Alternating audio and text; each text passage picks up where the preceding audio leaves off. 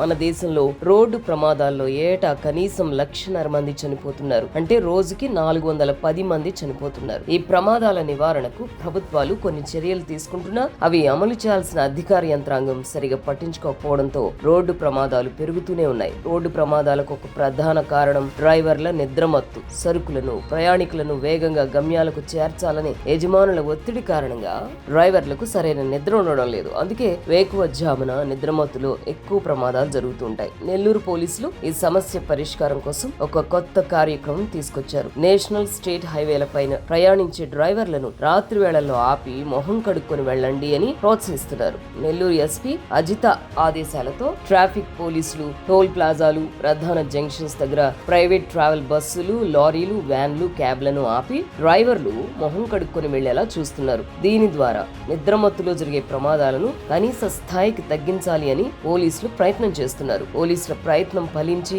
Road ప్రమాదాలు తగ్గాలని మనము కోరుకుందాం.